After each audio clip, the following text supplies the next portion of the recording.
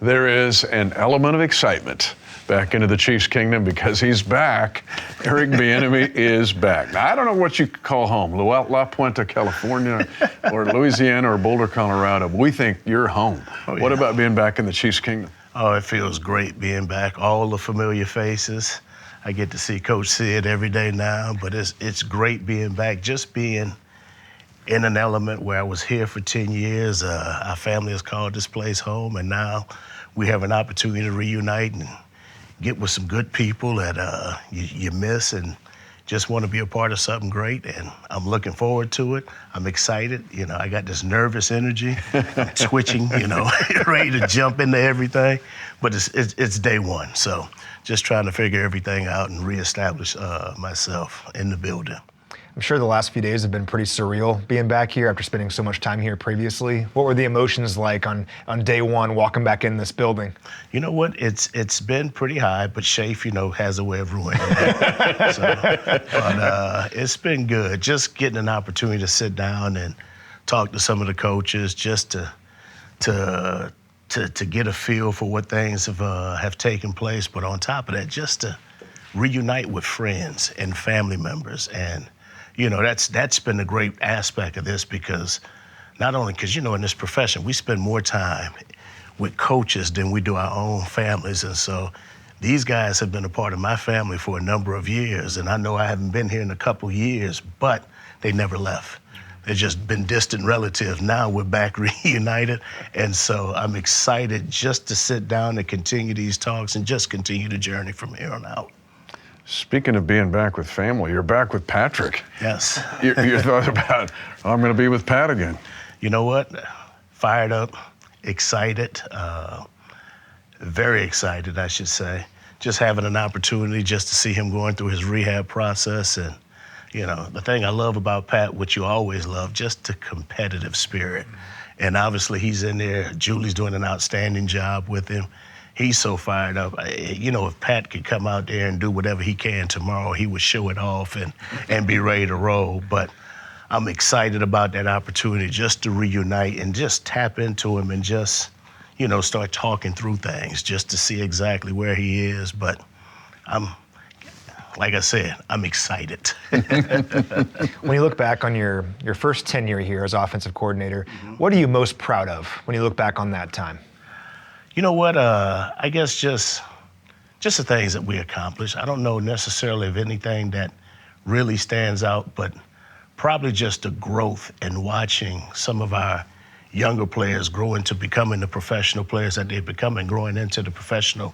I mean, just the men of high standards and men of excellence and watching them become father figures. That's been the fun part about this, just watching the growth process overall. But, more than anything, like I said, we were very blessed due to all the hard work that we endured, putting the blood, sweat, and tears into it, but just the evolution of the growth process and watching these young men develop and grow over the years. That's, if anything, that's what more than anything that you could be proud of, because, they're outstanding citizens, proud fathers. That's the fun part. That being said, what did you learn from the Washington experience, the UCLA experience, the Chicago experience? You've got this 3 years of adding to your package to bring here. You know what? I think more than anything, just navigating and articulating and finding your way on how to communicate, making sure that everybody's understanding the exact messaging. On top of that, there's different ways that you can approach a game and how you game plan, learning the culture and the environment. You just can't go in there and try and develop a culture. You got to make sure that you can fit in, because these guys have been there for a number of years.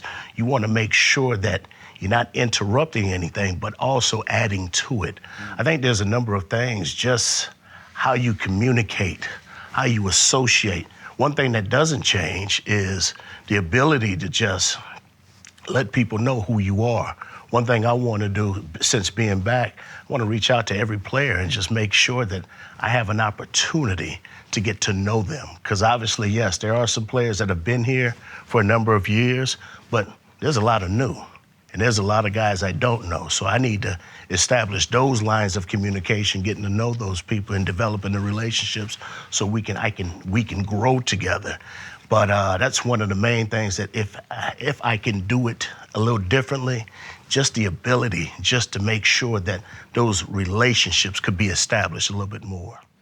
And looking at last year specifically, you obviously had a lot of success in Chicago and with the Bears and under Ben Johnson. Is there anything that you learned from that experience and learning from Coach Johnson that you are looking to bring here? You know what? I had a great deal of fun working with that staff. First of all, a very diverse, a very good group of men that I had an opportunity to work with as far as our coaching staff. I thought Ben Johnson did a hell of a job, but just the approach. Obviously, there's different ways, like I said, there's different ways to skin a cat. You know, the philosophy was a little bit different from what I've been used to here in the past. But one thing that I appreciate about him was that he stayed true to form throughout his whole stand as far as the things that he wanted us to achieve. And the thing that I enjoyed the most is just watching the players grow to enjoy not just what he was preaching, but believing in the messaging and just putting it on tape. Our guys had a great belief that they can win, and it was a lot of fun watching them go through that growth process. But one thing I learned more than anything is just there's different ways and different approaches in how you go about game planning, which was a lot of fun. We ran the ball a whole bunch. Yeah, I saw that. And ran it well, by the way. We were watching from afar. But, okay, that leads into this. And one thing you've always been about is discipline. Yes. And toughness. Yes. And how this game never changes. We can look at numbers and analytics, but that's one thing Matt and I have been talking about. How much of a goal do you have to bring back to us in 2026 and beyond? Discipline and toughness. Yes. I think more than anything, it's just like my approach has never changed when it comes to that. We got to make sure that we got the right people in the building because they got to have the right mindset to fit the standard of excellence that we want. On top of that, you know, I want guys that understand that not only do we have to be disciplined, but we got to be willing to sacrifice for the next man. On top of that, there has to be a toughness about how you approach everything. You got to have a game plan on when you're going to cross that line when you enter the building because what do you want to establish today that's going to help us moving forward? I think that mindset, you know, just having that disciplined approach on how we're going to detail everything and making sure that we're not taking anything or any moment for granted. All of those things combined are going to help us to get to where we need to go. But more importantly, that starts with me establishing a relationship with those guys to get them to start thinking about that approach. And so, like I said, it's day one, but more than anything, it's the first day of tomorrow. So I want to make sure that we're getting everything in order and making sure we're taking on the right approach with everything. Now, you mentioned that you guys ran the ball a whole lot last year in Chicago. I mean, you're a former running back, you're a former running backs coach. How much of wanting to run the football is in your DNA as an offensive coordinator? I mean, here's the thing, and here's the thing. So first of all, I love running the ball. There's something about throwing the ball, too, because when I was in Washington, the thought of running the ball really didn't enter my mind because we threw the hell out of it. So, but I will say this, you know, this game is cyclical, and the way the evolution of the game has changed. And so one thing that hasn't changed, you got to make sure that you're playing to your strengths. One of our strengths last year was our O-line and our backs. And don't get me wrong, we had a talented quarterback and some talented receivers. And those guys did a heck of a job running the ball. On top of that, our O-line did a heck of a job of widening some holes for them. But what it all did was also complement everything that we can do in the pass game. But more than anything, the game has not changed. You still got to run the ball efficiently and effectively to win the championship. But on top of that, you got to throw it to score touchdowns. So that's what this game is about, and we got to make sure that we can get back to that mode. That being said, and without naming names here, to construct the running back room for us going into 26, what would be a right approach? Because we're going to see free agency, draft, the guys that are here getting better. But what have you seen for a running back room, not just as runners, but as receivers, to be impactful in this league? Well, one thing, in the approaches that we've always taken on here, you want the best people who happen to be the best football players, that can play the running back position. I think that has never changed because first and foremost, you want guys that are smart enough, all right, that can handle the capacity of what we're going to put onto them as far as the game planning. On top of that, they got to have the intestinal fortitude to pick up a blitz any chance that we have because our quarterback is going to drop back and throw it a lot. But we also need guys who can run between the tackles and create plays, not only with their legs, but also, too, understanding that sometimes I got to run through somebody to make something happen. But when it's all said and done, we also got to be creative enough for getting those guys out of the backfield and creating one-on-one matchups. So there's a unique ebb and flow in what we got to do. But when it's all said and done, we got to find the right people. And I think if we find the right person who has all that combined, we've seen it happen before. You know what I mean? We just got to make sure that we're not losing sight on those little things to help us to build it the right way. Now, Coach Reid had his presser a few days ago where he talked about your hiring, and he seemed just really fired up, like he was in a great mood. How excited are you just to collaborate with him now going into next year? I'm fired up, man. I'm excited. I mean, it just seems like old times. Mm-hmm. So I'm fired up. I'm excited just to have this opportunity to work with Coach Reid. Obviously, Coach Reid has been someone that has been in my life for a long time. I'm excited about working with a brilliant mind, but on top of that, just sitting back in that room and grinding with him. Now, I will say this. I've lost a few pounds, so I don't know what it's going to look like because, we both we don't waste groceries, so it's going to be fun, sitting in those long meetings, creating game plans together and sharing a few meals together as well. I want to jump back to something, though, because I always say, find me a good football team with a bad offensive line. It'll be the first one. Yes, and ain't that a true statement? So Creed Humphrey's still here. Yes. Trey Smith's still here. Yes. What about building an offensive line with guys that you're going to get to know, but having those guys as anchors? Playing offensive football, everything has, one thing that has not changed, you still got to do it with the guys up front. And so the only way you're going to build success, those guys up front got to be the staple in what you do. And so if you got the right guys up front, we have a chance. And obviously, Veach has done a great job with that over the years, and I'm sure he's going to continue to do that. But when it's all said and done with, we got one of the best O-line coaches in the business, and Coach Heck has done a tremendous job in this whole tenure while he's been here. So we expect that to continue, and we expect to continue to build. But that's the development process that we're in, and we're going to continue to chop wood and make it happen. From my point of view, if there's one word that kind of describes your mentality as a coach, it's finish. Kind of seems like the word you're always screaming at the guys right at training camp. Can't wait for St. Joe. Yeah. Yell it Finish. 600 times. Where's that mentality come from? And as a coach, how important is that to instill that in your guys, the need to finish? Well, I guess finish comes from just your work ethics. If you're going to start something, you might as well finish it.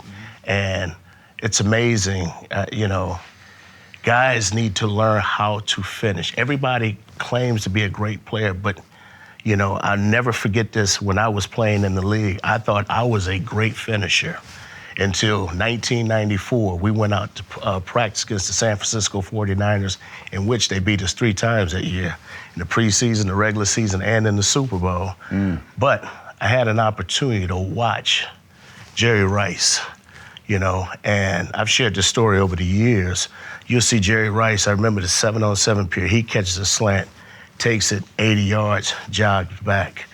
2 plays later, he may catch a pass, but he scores and finishes and jogs back. And that's when it hit me. It was like one of those moments where you realize, wow, this ain't by chance that you see Jerry Rice making all these plays, all these great plays on Sunday. Now, he learned how to make second effort a habit because he rehearsed everything throughout the course of practice. And so his deal was making sure he was making those dynamic catches, but on top of that, he was finishing everything in the end zone. So that's why he's one of the best. And so I learned that, and that has carried me throughout my career, not only as a player, but also as a coach, because there's a lot of great players in this league, but there's not a lot of great finishers, And so you teach guys, they have to learn how to finish the process, and so guys need to understand, just like actors, they do a great job of rehearsing everything what they're gonna put on tape. You gotta rehearse what you're gonna do in practice so you can put it on display come game day. And that's important. And so that's why it's always about finishing what you do. You had a 33-yard catch in that Super Bowl, by the way. Did you get the ball enough against the Niners in that game? You know what? We had some pretty good players. We had Natron Means and Ronnie Harmon. And for the record, Eric Bieniemy did have the longest play from scrimmage for the San Diego Chargers. Other than that, me and Natron been talking about that, man. I should have started, but I'm just joking. But they had a great team. They got us. They had the best. They had the greatest team in the world that year. To say it's awesome to have you back is understatement. But one final thing, what would you tell the Chiefs Kingdom? Because hundreds of thousands of people are going to watch this going, what's he going to bring back to us? What's he got? You know what? I'm excited about? And this has nothing to do with me going out there and providing anything for the team. I'm looking forward to the national anthem when we can say the home of the Chiefs. Because for the past few years, I've been mumbling it to myself, covering up my face like, Chiefs, so that's what I'm excited about. But I'll say this, my whole point is just making sure that we can always make sure that our guys are committed, okay? They got to be willing to sacrifice. On top of that, understanding the importance of being accountable. And then on top of that, it's about making sure we can become consistent with our work ethic. And so those are the things that I'm looking forward to and instilling and hoping that these guys will buy into. And I know because of the leadership of Pat Mahomes and some of the other guys, I know that's going to become an infectious behavior.